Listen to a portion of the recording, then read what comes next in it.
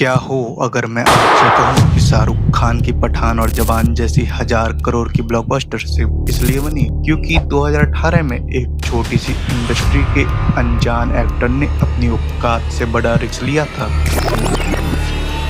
दिसंबर 2018 Indian cinema की सबसे भयानक बॉक्स ऑफिस क्लैश। एक तरफ थी बॉलीवुड के बादशाह की 200 करोड़ की मेगा फिल्म जीरो, और उसके ठीक सामने खड़ा था कनाडा इंडस्ट्री का एक लड़का 80 करोड़ का ट्रैप्ड लोन लेकर एक डार्क कोल माइन की पिक्चर के साथ। नाम था KGF चैप्टर 1। लेकिन ध्यान से सोचो, अगर उस फ्राइडे को नॉर्थ इंडिया की पब्लिक ने रॉकी भाई को नकली और कचरा बोलकर रिजेक्ट कर दिया होता, अगर KGF बॉक्स ऑफिस पर बुरी तरह पिट जाती, तो आज मास सिनेमा हमेशा के लिए कब्र में दफन हो चुका होता। आज यस एक फ्लॉप टीवी एक्टर होता और इंडियन सिनेमा 20 साल पीछे जा चुका होता। आज खोलेंगे इंडियन सिनेमा की सबसे भयानक अल्टरनेटिव यूनिवर्स का पोस्टमार्टम। दोस्तों, आम आदमी को लगता है कि KGF एक नॉर्मल पिक्चर थी।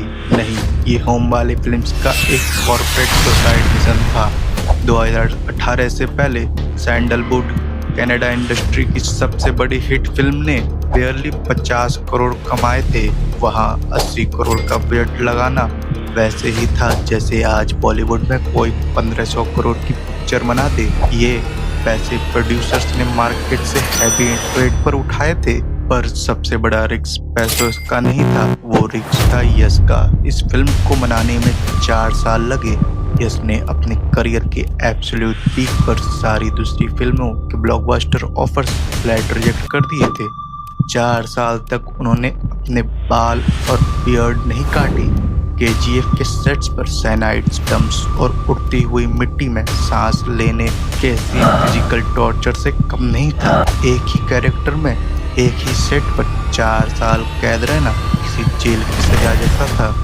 अब सोचो, अगर KGF फ्लॉप होती तो सीधा असर क्या होता। जिसका दिमाग पूरी तरह हिल जाता। उनकी 4 साल की फिजिकल और मेंटल टॉर्चर मिट्टी में मिल जाती। पब्लिक उन पर हंसती और बोलती, ये सस्ता हीरो बनेगा सुपरस्टार। यस हमेशा के लिए बेंगलोर तक सीमित रह जाते। KGF चैप्टर 2 कभी पैदा ही नहीं होती। कनाडा इंडस्ट्री इतना डीप ट्रोमा में चली जाती कि अगले 50 साल तक कोई प्रोड्यूसर 30 करोड़ के ऊपर की फिल्म नहीं बनाता। कांतारा जैसी 400 करोड़ की मास्टरपीस कभी ग्रीन लाइट ही नहीं होती। लेकिन दोस्तों, यश की बर्बादी तो सिर्फ एक ट्रेलर था। अगर KGF फ्लॉप होती तो उस इंडस्ट्री का डर के मारे बुरा हाल हो जाता जो आज हमारी फिल्मों को डिस्ट्रीब्यूट करती है। आगे देखो बॉलीवुड का असली चेहरा। KGF चैप्टर 1 का सबसे बड़ा गेम चेंजर क्या था? फरहान अख्तर की एक्सेल एंटरटेनमेंट और अनिल ठंडानी की डिस्ट्रीब्यूशन। उस वक्त बॉलीवुड में साउथ की फिल्मों का मजाक उड़ाया जाता था। लोग सोचते थे साउथ की फिल्में सिर्फ यूट्यूब के गोल्ड माइन पर सस्ती डबिंग के साथ फ्री में देखने के लिए होती हैं। फरहान अख्तर ने यश की फिल्म देखी और पूरे नॉर्थ इंडिया में थिएटर में इसे SRK की जीरो के ठीक सामने रिलीज करने का रिस्क लिया। बॉस, ये एक लौटती फिल्म थी जिसने थिएटिकल हिंदी डबिंग को रिस्पेक्ट दिलवाई थी। लेकिन इस अल्टरनेटिव यूनिवर्स में अगर नॉर्थ इंडिया पब्लिक KGF को रिजेक्ट कर देती तो अनिल ठंडानी और फरहान अख्तर को करोड़ों का नुकसान होता। बॉलीवुड के प्रोड्यूसर्स उन पर हंसते और कहते, भाई यूट्यूब की सस्ती पिक्चर को थिएटर में लगाओगे तो फ्लॉप ही होगा ना। इसका सबसे बड़ा और भयानक रिजल्ट पता है क्या होता? एक्सेल एंटरटेनमेंट और बाकी सारे बॉलीवुड डिस्ट्रीब्यूटर हमेशा के लिए साउथ फिल्मों को बैन कर देते। इसका मतलब पुष्पा द राइज को हिंदी में रिलीज करने वाला कोई नहीं होता। अल्लू अर्जुन का झुकेगा नहीं साला इंडिया में किसी को सुनाई नहीं देता। ऐसे राजामौली की RRR को नॉर्थ इंडिया में इतना मैसिव डिस्ट्रीब्यूशन नहीं मिलता।